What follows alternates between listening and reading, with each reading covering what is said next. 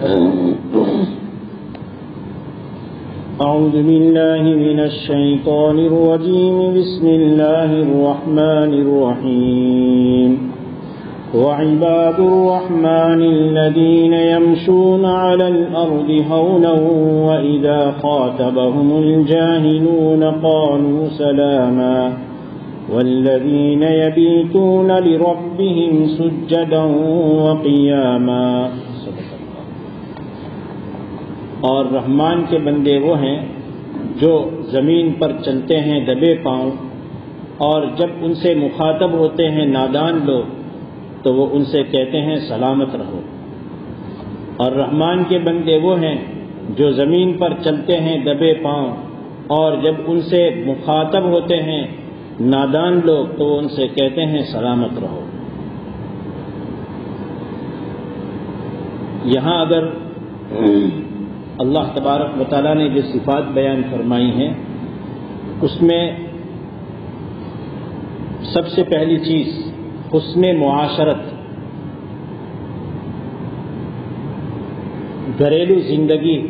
اور اڑوس پڑوس کے ساتھ زندگی گزارنے میں اچھا طریقہ کیسے بنے، اس چیز کو اللہ تبارک و تعالیٰ نے اپنی عبادتوں سے بھی پہلے بیان فرمایا، گناہوں سے بچنے سے بھی پہلے اس کو ذکر فرمایا. معلوم ہوا کہ جیسے ہر مومن کے دل میں نیکیوں کا شوق ہوتا ہے، گناہوں سے بچنے کا اہتمام ہوتا ہے، اور یوں سمجھتے ہیں کہ ان نیکیوں کے کاموں کی وجہ سے اور برائیوں سے بچ کر کے ہم جنت کے حقدار بنیں گے، اور صحیح بات ہے، غلط بھی نہیں ہے. تو جس طریقے سے ان کاموں سے جنت کا آدمی حقدار بنتا ہے، تو اسی طریقے سے اللہ تبارک و تعالیٰ یہاں پہلے عاجزی اور تواضع کو لا کر کے اور تکبر سے بچنے کے ذکر کر کے یہ بتانا چاہتے ہیں کہ جیسے جنت کا حقدار آدمی عبادتوں سے گناہوں سے بچنے سے ہوتا ہے، تو اسی طریقے سے جنت کا حقدار بننے کے لیے اس سے بھی اہم چیز جو ہے وہ ہے حسن معاشرت، رہن سہن، چاہے وہ گھر میں ہو، چاہے وہ کاروبار میں ہو، چاہے وہ پڑوس کے اعتبار سے ہو، چاہے کسی ملازمت پر ہو، جہاں کہیں بھی ہو، حسن معاشرت، رہن سہن اچھا بنانا یہ جنت میں لے جانے والے اعمال ہیں. اور عجیب بات ہے کہ اللہ تبارک و تعالیٰ نے اپنے کلام میں جہاں کہیں بھی اچھی معاشرت کو بیان کیا، اچھے رہن سہن کو بیان کیا، تو نکتے کی بات ایک یہ ہے کہ وہاں اللہ تبارک و تعالیٰ نے کس کے ساتھ اچھا رہن سہن رکھا جائے اس کو نہیں بیان کیا. کسی مذہب کی بنیاد پر نہیں رکھا گیا کہ اپنے مذہب کے لوگ ہو تو اچھا رہن سہن اور دوسرے مذہب کے لوگ ہو تو اس کا ذکر نہیں. قرآن نے یہاں پر اور اس کے علاوہ اور مقامات پر حسن معاشرت کو بیان کرنے میں مذہب کو بنیاد نہیں بنایا بلکہ انسانیت کو بنیاد بنایا کہ کوئی بھی انسان ہو اس کے ساتھ اچھا رہن سہن رکھو. بلکہ ایک جگہ پر تو اللہ تبارک و تعالیٰ نے حامیم السجدہ میں یہ بیان فرمایا تمہاری جس کے ساتھ دشمنی ہے اس کے ساتھ تم حسن معاشرت رکھو، اچھے انداز سے رہو. تو 99% انسان ایسے ہیں کہ اس کی دشمنی ختم ہوتی ہے، بلکہ ختم نہیں ہوتی. اللہ نے جو بیان فرمایا کہ انہ ولی حمیم، وہ تمہارا گہرا دوست بن جائے گا. اس لیے یہ بہت بنیادی چیز ہے کہ ہم اپنی معاشرت کو، اپنے رہن سہن کو عاجزی والا، تواضع والا بنائیں. اور تواضع اتنی اچھی صفت ہے کہ علماء نے لکھا ہے کہ متواضع شخص جو اپنے آپ کو، انسان کے سامنے دو طرح کے لوگ ہوتے ہیں. کچھ لوگ وہ ہوتے ہیں جو اس سے بڑھے ہوئے ہوتے ہیں،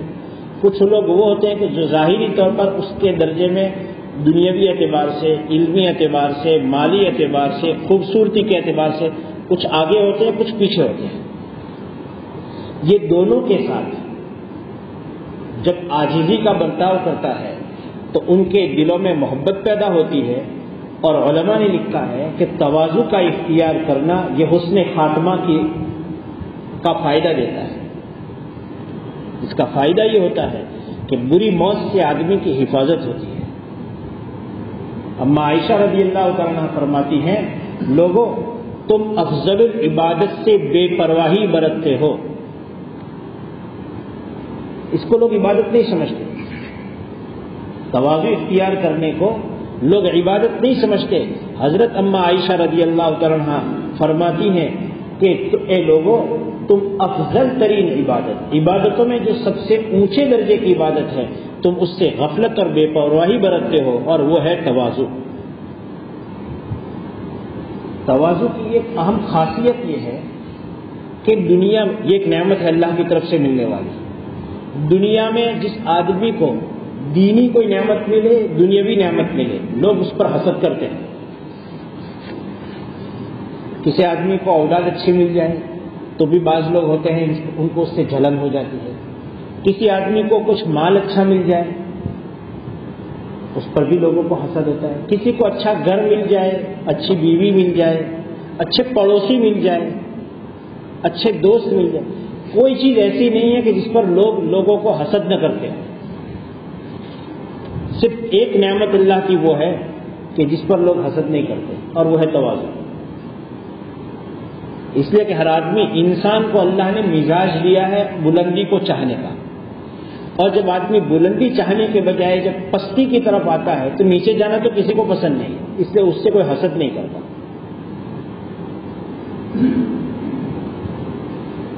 اور اس تواضع کا فائدہ یہ ہے کہ یہ بہت سی نیکیوں تک پہنچانے کا ذریعہ ہے۔ اس کے ذریعے سے کئی نیکیاں آدمی کرنے والا بن جاتا ہے۔ بطور مثال کے ایک حکم ہے ہم سب کو کہ ہر آدمی اپنے مومن بھائی کو اچھا سمجھے۔ جو آدمی تواضع اپنے اندر رکھے گا تو وہ دوسروں کو اچھا سمجھتا ہو گیا۔ ہمیں حکم ہے کہ کسی بھی شخص کو حقیر نہ سمجھے۔ ہر مومن کسی مومن کو فی الوقت، اور ہمارے بزرگوں نے تو یہاں تک لکھا کہ ایک کافر کو آئندہ کے اعتبار سے ہو سکتا ہے کہ وہ ہم سے اچھا ہو، ابھی چاہے وہ کفر پر ہے اور ہمارے پاس ایمان ہے، اللہ کا احسان، لیکن اللہ تبارک و تعالیٰ کی طرف سے حالات کا پلٹاؤ ہوتا ہے کبھی، اور پلٹاؤ اس طور پر ہو جاتا ہے کہ جو کافر ہوتا ہے وہ ایمان پر مرتا ہے، جو مومن ہوتا ہے کبھی کسی گناہ کے سبب سے اور گناہ کے نتیجے میں اس سے مرنے سے پہلے ایمان سلب کر لیا جاتا ہے، کھینچ لیا جاتا ہے اور کفر پر مرتا ہے۔ تو جس کو ابھی ہم کمتر سمجھتے ہیں ہو سکتا ہے کہ وہ آئندہ ایمان پر مرے۔ بلکہ ہمارے بزرگوں نے تو ناپاک جانور کو بھی کمتر سمجھنے سے کو ناپسند کیا ہے کہ کتے کو بھی کمتر نہ سمجھو۔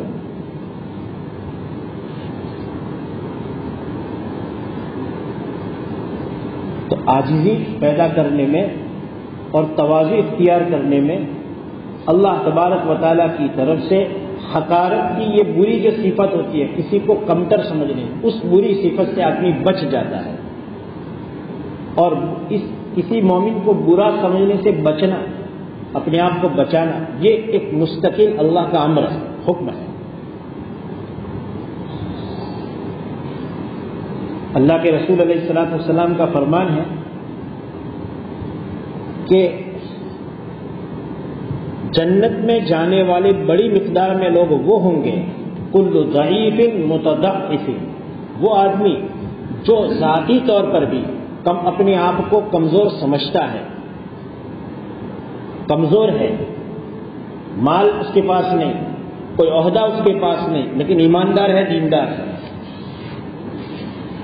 اور ایسا شخص ہے کہ لوگ بھی اس کو کمزور سمجھتے ہیں، وہ اپنے آپ کو بھی سمجھتا ہے کہ میں کوئی بڑا نہیں ہوں، اور لوگ بھی سمجھتے ہیں کہ یہ کوئی بڑا آدمی نہیں ہے۔ معاشرے میں کچھ لوگ ہوتے ہیں جن کو لوگ سرسری سمجھ جاتے ہیں،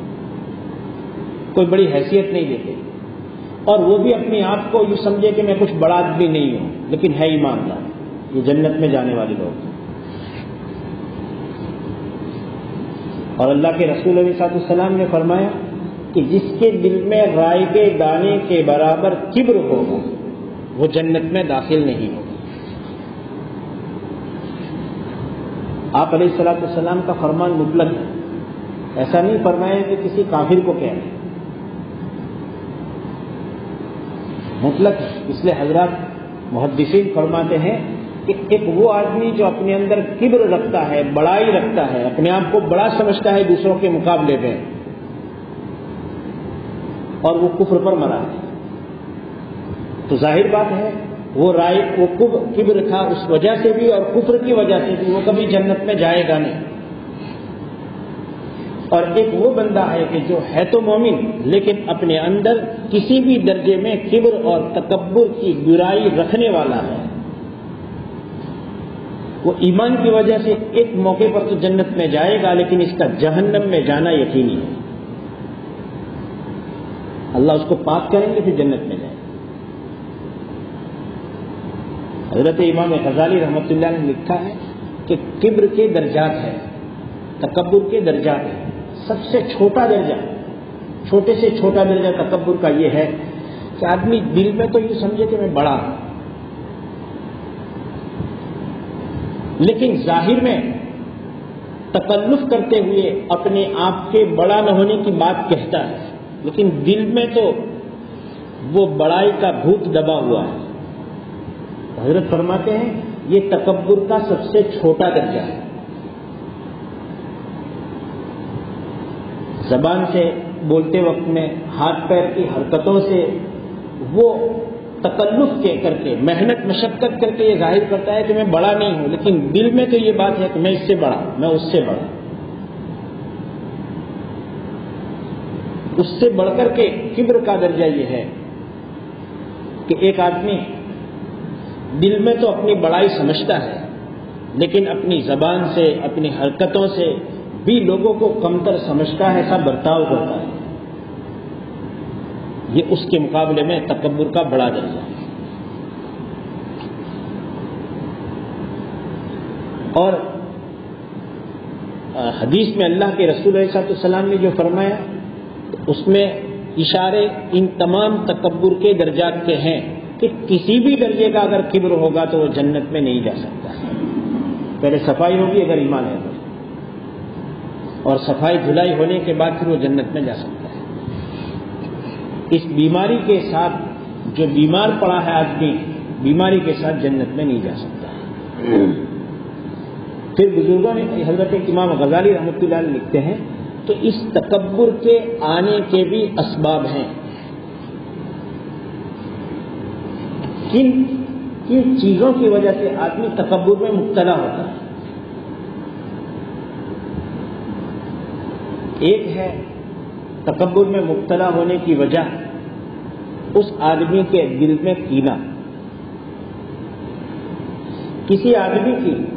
ترقی دیکھ کر کے اپنے دل میں کینہ پیدا ہو کہ یہ پوزیشن تو میری ہونی چاہیے تھی، یہ کہاں آگے بڑھ گیا،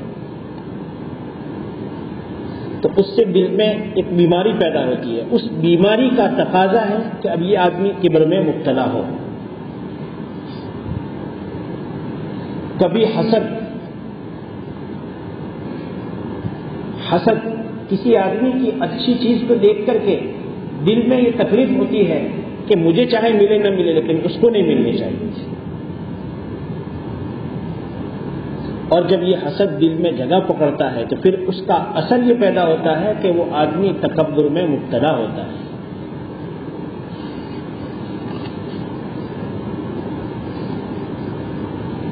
کبھی آدمی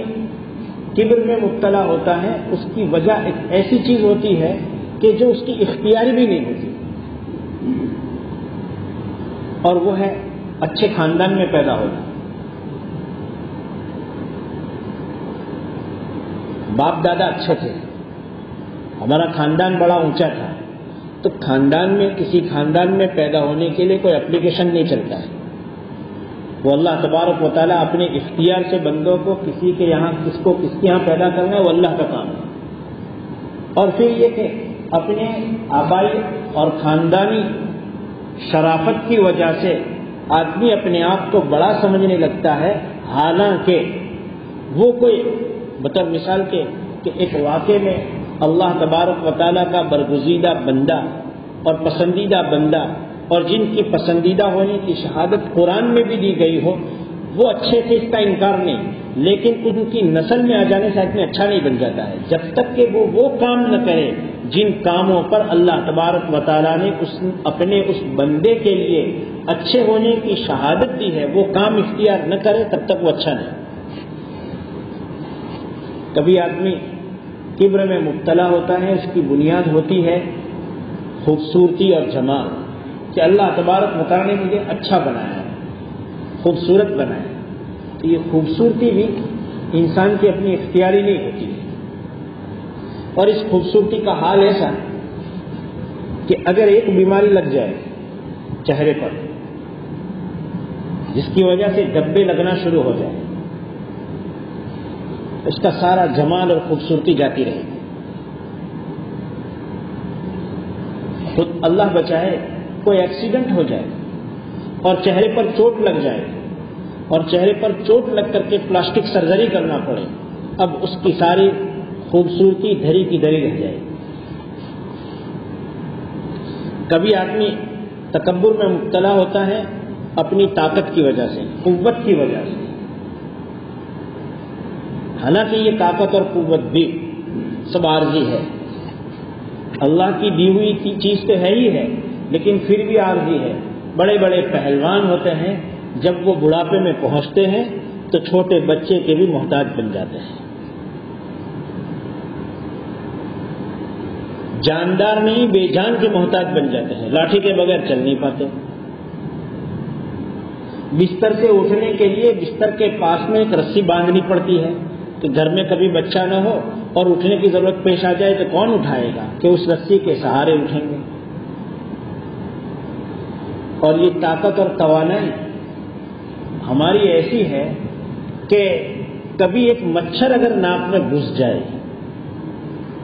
اور سانس لینے کے راستے پر وہ اٹک جائے، آدمی کھانستا لگ اور چیختا لگ ہو جاتا ہے اور اس کو لگتا ہے کہ اب میری جان چلی جائے گی۔ اور آج تو یہ سمجھنا اور آسان ہو گیا کہ ایسا وائرس کے لوگ دیکھ نہیں پاتے ہیں، اور کسی کی ناک میں لگ گیا، گلے میں لگ گیا، اور اب ساری طاقت اس کی اپنی جگہ پر پڑی کی پڑی رہ جاتی ہے۔ ایسے ہی ان تمام چیزوں سے بڑھ کر کے جو غرور اور کبر پیدا ہونے کے اسباب ہیں، ان میں سب سے بڑھ کر کے جو چیز ہے وہ ہے علم کا غرور۔ ان غرور کا علاج تھوڑا آسان ہے کہ آدمی یہ سمجھے کہ میرے پاس مال ہے، میری طاقت ہے، اس کے مقابلے میں جس کا علاج بہت محنت سے ہوتا ہے وہ ہے علم کا غرور، کہ آدمی یہ سمجھے کہ میں تو کچھ جانتا ہوں۔ یہ بھی تکبر کا ذریعہ بنتا ہے، اور اس کا علاج دوسرے غرور کے مقابلے میں، دوسرے تکبر کے مقابلے میں زیادہ مشکل ہوتا ہے۔ اور ایک غرور سبب اور تکبر پیدا ہونے کا سبب ہے مال اور میرے فرما برداروں کی اور میری جماعت کی کثرت، کہ میرے پاس مال بہت ہے، یا میرے پاس میری بات کو سننے والے لوگ زیادہ ہیں، میرے پیروکار زیادہ ہیں، میری آواز پر لبیک کہنے والے لوگ زیادہ ہیں، اور میری جماعت اور میرا جتھا بڑا ہے۔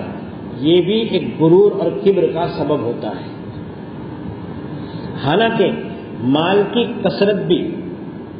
یہ اللہ تبارک و تعالیٰ کے چاہنے سے ہوتی ہے۔ کئی بیوقوف لوگ ہوتے ہیں کہ جن کے یہاں مال اتنا ہوتا ہے کہ ان کو گنتے بھی نہیں آتا ہے، اور کئی عقل مند لوگ ہوتے ہیں جو بزنس کے بڑے ماہر ہوتے ہیں، لیکن کاروبار کرنے کے لیے وہ پونجی کے اور سرمایہ کے محتاج ہوتے ہیں۔ اور لوگوں کا کسی آدمی کے پاس میں جمع ہو جانا اور جمگٹھا بننا، یہ انسان کی اپنی چالاکی سے نہیں ہوتا ہے۔ تو خیر یہ کہ یہ کبر کے اسباب ہے، اور اس کبر سے بچنے کے لیے ہمارے بزرگوں نے بتکلف ایسے کام کیے تھے، جیسے کل کچھ سنائے تھے اللہ کے رسول علیہ السلام کے، حضرات خلفائے راشدین کے، کہ ان کاموں کے کرنے کی وجہ سے آدمی اپنے آپ میں پھر یوں سمجھتا ہوتا ہے کہ میں چھوٹا ہوں۔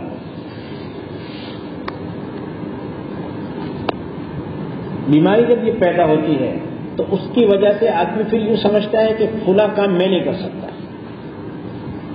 کہ بازار میں سے اگر یوں کہا جائے کہ بلیچن خرید کر اور اس کا 5 لیٹر کا کھلا ڈرم خرید کر لے آؤ اور آدمی بے تکلف لے کر آ رہا ہے اور اس کے دل پر کوئی اثر نہیں ہو رہا ہے، تو اس کا مطلب یہ کہ وہ یوں سمجھتا ہے کہ میں کچھ کام میں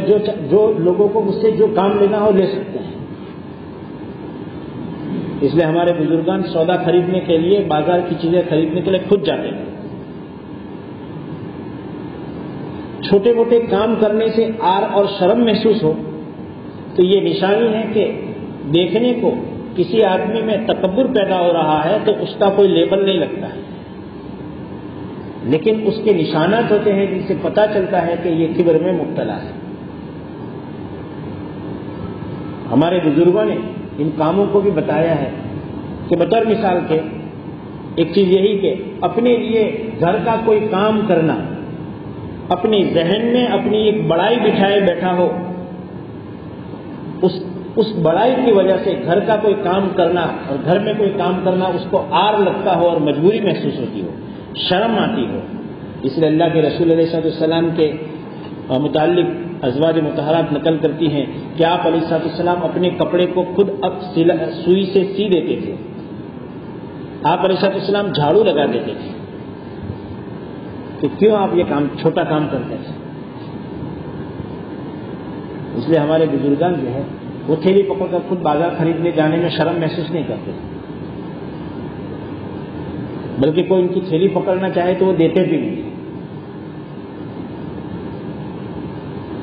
اسی طریقے سے ایک اور کام ہے کہ جو نشانی ہے کہ دل میں تکبر چھپا ہوا ہے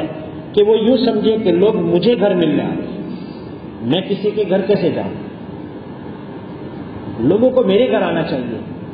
میرے سامنے آ کر بیٹھنا چاہیے، میرے پاس میں نہیں بیٹھنا چاہیے۔ تو یہ بھی نشانی ہے کہ لوگ مجھے ملنے آوے، لوگ میرے سامنے ہی بیٹھے رہیں، لوگ میرے پیچھے چلیں، میرے پاس میں کوئی نہ بیٹھے۔ یہ سب نشانیاں ہیں کہ اپنے اندر یوں سمجھتا ہے کہ مجھ میں تھوڑی بڑائی ہے۔ اس لیے اللہ کے رسول علیہ السلام چھوٹی قسم کے دیہاتی قسم کے لوگوں کو بھی اپنے پاس بٹھا دیتے تھے۔ چھوٹا کام کرنے میں بھی آر اور شرم محسوس نہ کرے آدمی۔ حضرت عمر بن عبدالعزیز رحمہ اللہ، جن کو دوسرے عمر کہا جاتا ہے، عمر ثانی، حضرت عمر فاروق رضی اللہ عنہ کے زمانے میں جیسا سکون لوگوں کو ملا تھا اور عدل اور انصاف ان کا ایک خاص وصف تھا، اسی طرح کا وصف حضرت عمر بن عبدالعزیز رحمہ اللہ کو اللہ نے دیا تھا۔ یہ اپنی خلافت کے زمانے میں رات میں کچھ لکھ رہے تھے اور ان کے یہاں کوئی مہمان آئے ہوئے تھے۔ اس زمانے میں یہ لائٹوں کا نظام تو تھا نہیں، دیا جلایا جاتا اور اس سے اپنا کام کیا جاتا۔ وہ دیا ٹمٹمانے لگا، یعنی وہ محسوس ہو رہا تھا کہ یا تو اس کی دیویٹ کو اونچا کرنا پڑے گا یا اس میں تیل پورا ہو رہا ہے، تیل بھرنا پڑے گا۔ تو اس مہمان نے کہا کہ حضرت لائیے میں دیا کو ٹھیک کر دوں۔ تو کہا کہ یہ اچھی بات نہیں ہے کہ اپنے گھر آئے ہوئے مہمان سے ہم خدمت لیں، شریف آدمی اپنے مہمان سے خدمت نہیں لیتا ہے۔ انہوں نے ضد نہیں کی کیونکہ بات ایک اچھی تھی، ضد نہیں کرنی چاہیے۔ تو کہا کہ حضرت آپ خود ٹھیک کرنے جا رہے ہیں، اس کے بجائے یہ کہ گھر میں کسی غلام ہو اس کو بلا لیجیے۔ تو حضرت نے فرمایا میں اپنے کام میں لگا ہوا ہوں اور ہمارا غلام سو چکا ہے، اور ہمارے اپنے کام کی وجہ سے غلام کو اس کی نیند خراب کرنا اچھی بات نہیں ہے۔ ایک امیر المومنین ہے، خلیفۃ المسلمین ہے، خلیفہ برحق ہے، جس کی وجہ سے لوگوں کو اس زمانے میں سکون محسوس ہو رہا ہے۔ وہ یہ چاہ رہے ہیں کہ میری وجہ سے میرا غلام جو میری ملکیت کا غلام ہے وہ اس کی نیند خراب ہو، اچھی بات نہیں۔ کیسی پاکیزہ زندگی تھی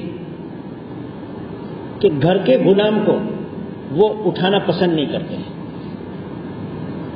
وہ کسی اور کو کیسے ستا سکتے تھے؟ اور اگر یہ مزاج ان تعلیمات کی روشنی میں اللہ ہم سب کا اگر بنا دے، اور اللہ سے مانگنا بھی چاہیے، تو پھر ایسی صورت میں میاں بیوی کو، اولاد اور ماں باپ کو، اڑوسی اور پڑوسی کو، بھائی بہن کو، اور ملک میں بسنے والے انسانوں کو ایک دوسرے سے کوئی پریشانی نہیں رہ سکتی، کیونکہ ہر آدمی دوسرے کی راحت کی فکر۔ پھر حضرت اٹھے، اس دیے کو جو مٹی کا تیل ڈالنے کی ضرورت تھی آپ نے ڈالا، پھر واپس آئے اور پھر رکھا، اور پھر جو کام کر رہے تھے کرنا شروع کیا، اور فرمایا کہ بھائی مہمان، جب میں اس دیا کو ٹھیک کرنے جا رہا تھا تو عمر تھا، جب میں ٹھیک کر رہا تھا تو میں عمر تھا، اور جب میں واپس آیا ہوں تو بھی میں عمر ہی ہوں، میری شان اور میری کوئی حالت بدل نہیں گئی ہے۔ بہت چھوٹا کام تھا لیکن خود کر رہے تھے۔ خانبدہ نبوت کے چشم و چراغ علی ابن الحسین زین العابدین رحمہ اللہ، حضرت علی کے صاحبزادے حسین اور ان کے صاحبزادے علی، جن کو زین العابدین کے نام سے یاد کیا جاتا ہے، بڑے خوبصورت تھے اور بڑے سخی آدمی تھے، اور ان کی وجہ سے مدینہ کے کئی گھر تھے جو ان کے سخاوت کے ذریعے سے ان کے چولہے جلتے تھے، اور لوگوں کو معلوم نہیں تھا کہ میرا گھر کس کے مال سے جل رہا ہے اور آباد ہے۔ چولہا جلتا ہے لیکن لوگوں کو یہ نہیں معلوم ہے کہ میرے گھر میں جو سامان پہنچ رہا ہے اس کا پہنچانے والا کون ہے۔ اور بات اس کی یہ تھی کہ حضرت کے یہاں معلوم تھا، لسٹ تھا کہ مدینہ المنورہ میں کتنی بیوائیں ہیں، کتنے یتیم ہیں جن کا کوئی سہارا نہیں، ان کے پاس لسٹ تھا۔ رات پڑ جاتی، اللہ نے ان کو مال دے رکھا تھا، یہ ہر ایک کی کٹ بناتے اور آٹا کی گڈھریاں بنا کر کے ان کو اپنی پیٹھ پر اٹھا کر لے کر کے چپکے سے رات میں کسی کو پتہ نہ چلے اس طور پر اس کے گھر کے دروازے پاس رکھ دیتے۔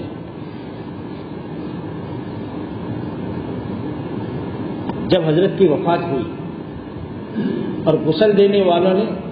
بدن کے سطر کو چھپانے کے علاوہ اوپر کے کپڑے اتارے تو پیٹھ پر دیکھا کہ بڑے بڑے کالے نشان پڑے ہوئے تھے، بڑے خوبصورت۔ تو اندر گھر کے لوگوں سے معلوم کیا تو کہا کہ اصل بات یہ ہے کہ یہ مدینہ میں بسنے والے جو غریب اور بیوائیں اور یتیم تھے ان کے گھر پر روزانہ اٹھا کر کے وہ گٹھر اٹھا کر چھوڑنے جاتے تھے، اس کی وجہ سے اس کی رسی کے وہ نشانات ہیں۔ حالانکہ رسی کا نشان ایک بار سے نہیں پڑتا، وہ اپنے نوکر سے بھی کام لے سکتے تھے کہ نہیں، اپنے آپ میں اپنی نیکی کو محفوظ اور کبر سے بچے رہیں، اس کے لیے یہ کام خود کرتے تھے۔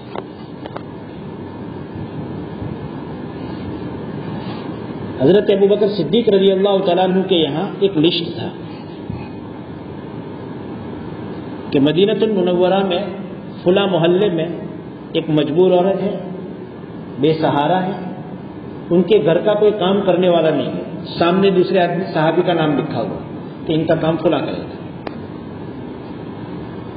اور کام اس زمانے کے اتنے آسان نہیں تھے کہ گاڑی کی کک لگا دی اور پانی لا کر دے دیا، وہ زمانہ نہیں تھا۔ پانی بھرنے کے لیے بھی دور جانا پڑتا، پانی اٹھا کر لانا پڑتا، گھر کی صفائی وغیرہ سب۔ حضرت عمر فاروق رضی اللہ تعالیٰ عنہ حضرت ابوبکر صدیق رضی اللہ عنہ کے یہاں پہنچے تو انہوں نے دیکھا کہ ایک لسٹ ہے، اجازت سے دیکھا،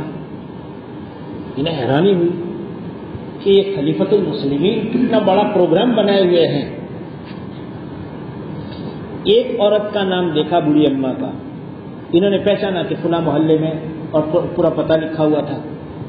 اس کے سامنے کام کرنے والے کا نام خالی تھا۔ حضرت عمر فاروق رضی اللہ عنہ سمجھ گئے کہ چلو یہ کام ہم کر لیں گے۔ رات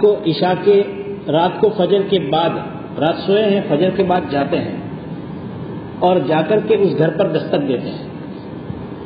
کہ کون؟ کہ اماں میں فلاں ہوں، آپ کے گھر کا کچھ کام ہو تو میں کر دوں، تو وہ تو ہو گئے۔ تو ہوا کہ یہ فجر میں فوراً جا رہا ہوں تو کہہ رہے ہیں کام ہو گئے، اس کا مطلب یہ کہ فجر سے پہلے ہوا ہے۔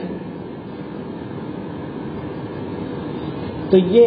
فجر کی نماز پڑھنے جا رہے ہیں اس سے پہلے ہے، اس وقت دستک دی تو کہا کہ کام ہو گیا۔ پتہ چلا کہ یہ تہجد میں کوئی کر رہا ہے، تہجد میں گئے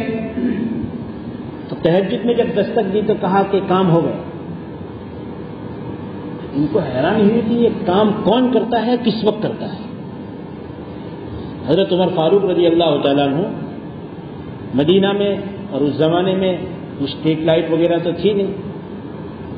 تو حضرت عمر فاروق رضی اللہ عنہ عشاء کی نماز کے بعد اس محلے کی طرف جانے کا جو راستہ قریب پڑتا تھا وہاں کسی کنارے پر چھپ گئے، تو دیکھے آتا کون ہے، کب آتا ہے۔ تو دیکھا کہ کوئی ایک صاحب آ رہے ہیں اور دور انہوں نے چپل نکال لی، اور دور چپل نکالنے کے بعد پھر وہ اسی گھر کی طرف جا رہے، اور پھر اس گھر پر پہنچ کر کے گھر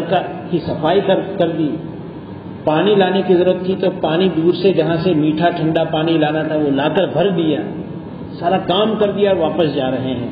تو انہوں نے جا کر کے ان کو پکڑا تو دیکھا وہ ابو بکر رضی اللہ تعالیٰ عنہ تھے۔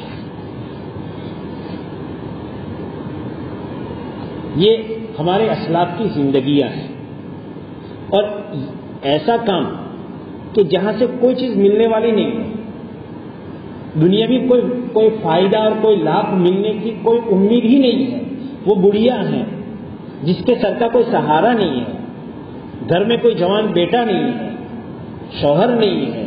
کہ وہ کوئی دنیاوی فائدہ بھی ملنے والا ہو، کوئی فائدہ نہیں ہے،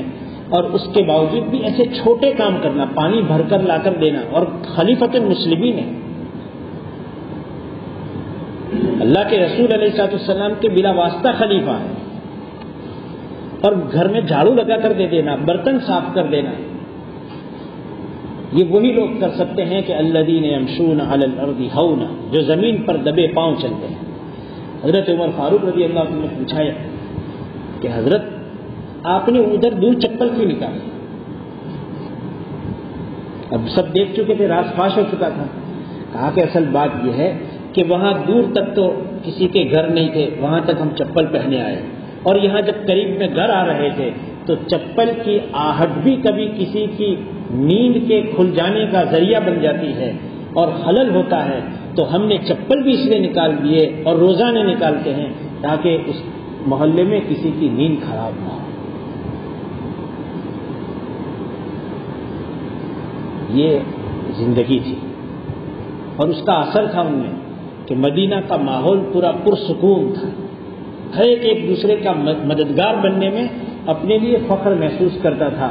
اور یہ عاجزی کے بغیر پیدا نہیں ہو سکتا ہے۔ کبر جو ہوتا ہے، بناوٹی اپنا بڑاپن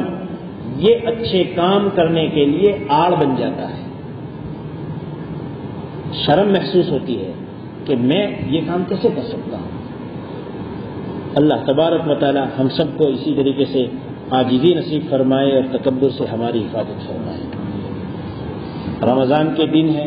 کبھی کوئی آدمی ایسا بھی ہوتا ہے کہ وہ شوگر کا مریض ہے اور انسولین لیتا ہے، اور انسولین کے لینے کے ساتھ ساتھ بھی روزہ رکھتا ہے۔ کبھی ایسا ہوتا ہے کہ کھانے سے پہلے انسولین لیا نہیں، بھول گئے، اور صبح صادق شروع ہو گئی، اور صبح صادق شروع ہونے کے بعد اب یاد آیا کہ میرا انسولین باقی ہے، اگر نہیں لوں گا تو ایسی صورت میں شوگر ہائی ہو جائے گا، اور وہ کبھی پیٹ بھر بھی لیا جاتا ہے۔ انسولین کے لینے سے روزہ نہیں ٹوٹ جاتا، صبح صادق شروع ہو جانے کے بعد بھی اگر انسولین لے لیا جائے تو اس سے روزہ نہیں ٹوٹتا۔ یا ارحم الراحمین، یا اکرم الاکرمین، یا رحم المساکین، یا ذا القوة المتین، الہ واحد لا الہ الا هو الرحمن الرحیم، الف لام الله لا إله إلا هو الحي القيوم وعنت الوجوه للحي القيوم اللهم صل على محمد النبي الأمي وعلى آله وسلم تسليما ربنا ظلمنا أنفسنا وإن لم تغفر لنا وترحمنا لنكونن من الخاسرين اللهم آت نفوسنا تقواها وزكها أنت خير من زكاها أنت وليها ومولاها اللهم إنا نسألك الصحة والعفة والأمانة وحسن الخلق والرضا بالقدر اللهم إنا نعوذ بك من الجنون والجزام اللهم إنا نعوذ بك من البرص والجنون والجزام وسيء الأسقام یا الہ العالمین یا ارحم الراحمین ہم سب کے امت مسلمہ کی پوری پوری مغفرت فرما دیجیے الہ العالمین تیرے بہت سے بندے اس وقت تیرے اتاری ہوئی حال سے پریشان ہیں الہ العالمین ہم سب آپ کے سامنے عاجز اور بے بس ہیں الہ العالمین آپ کی قدرت کے سامنے ہماری کوئی حیثیت نہیں ہے الہ العالمین یقیناً ہم نے آپ کو ناراض کیا ہے اور اس ناراضگی کی وجہ سے یہ ناراضگی کے اسباب بیماری کی شکل میں اور دوسری پریشانیوں کی شکل میں ظاہر ہو رہی ہیں الہ العالمین ہم اپنی پچھلی زندگی سے معافی مانگتے ہیں الہ العالمین ہم سب کو معاف فرما دیجئے ہم سب کو معاف فرما دیجئے معاف فرما دیجئے اور مولا کریم ان پریشانیوں سے ان بیماریوں سے ان حالات سے ہم سب کو چھٹکارا نصیب فرما دیجئے ہم آپ کے کمزور بندے ہیں الہ العالمین ہم امتحان کے اہل نہیں ہیں الہ العالمین جتنے تیرے بندے اس وقت ان بیماریوں سے پریشان حال ہیں الہ العالمین آپ تمام کو شفاء کاملہ عاجلہ مستمرہ دینے کی پوری طاقت رکھتے ہیں الہ العالمین تمام مریضوں کو شفا نصیب فرما دیجیے الہ العالمین جو ان بیماریوں میں ایمان کے ساتھ آپ کے دربار میں آ چکے ہیں الہ العالمین ان کو مغفرت فرما دیجیے ان کی قبر کو جنت کا باغ بنا دیجیے الہ العالمین تمام کی مغفرت فرما دیجیے الہ العالمین ہمارے جو اساتذہ اور مشائخ اور جو بزرگان مولا کریم آپ کے دربار میں آ چکے ہیں ان تمام کو ہماری طرف سے بہترین بدلہ نصیب فرما دیجیے الہ العالمین جو اس وقت دھرتی پر حیات ہے ان تمام کی زندگیوں میں برکت مقدر فرما کر ہمیں ان سے استفادہ کرنے کی توفیق نصیب فرما دیجیے الہ العالمین ہمارے ماں باپ کی ہمارے بیوی بچوں کی ہمارے اساتذہ اور مشائخ کی اور پوری امت مسلمہ کی پوری پوری مغفرت فرما دیجیے الہ العالمین ہمارے دور کے اور قریب کے رشتہ داروں کی ہمارے دوست اور احباب کی مولا کریم اور جنہوں نے ہم کو دعا کے لیے کہا ہے لکھا ہے متوقع ہیں جن کے ہم پر ایمانی علمی جانی مالی کسی طرح کے احسان ہیں ان تمام کی تمام دنیوی جائز تمناؤں کو پورا فرما دیجیے اخروی ضرورتوں کو پورا فرما دیجیے الہ العالمین مسلمانوں کے حلال روزگار میں بھرپور برکت عطا فرما دیجیے حرام روزگار سے پوری پوری حفاظت فرما دیجیے مولا کریم ہماری اور ہماری نسلوں کی ایمان کی سلامتی کے ساتھ اس ملک میں پوری پوری حفاظت فرما دیجیے مولا کریم پوری پوری حفاظت فرما دیجیے مولا کریم پوری پوری حفاظت فرما دیجیے مولا کریم آج تک آپ نے اپنے فضل و کرم سے جن نیکیوں کو کروایا ہے ان نیکیوں کی حفاظت فرماتے ہوئے ان کا اجر ہمارے لیے محفوظ فرما دیجیے الہ العالمین جو گناہ ہم سے ہو چکے ہیں ان تمام گناہوں سے ہمیں معاف فرما ان گناہوں سے پاک فرما دیجیے ہمیں معاف فرما دیجیے الہ العالمین بقیہ زندگی کو اپنی مرضیات پر چلانے کی توفیق نصیب فرما دیجیے اپنی نامرضیات سے ہماری پوری امت مسلمہ کی پوری پوری حفاظت فرما دیجیے وصلی اللہ علیہ محمد وآلہ وسلم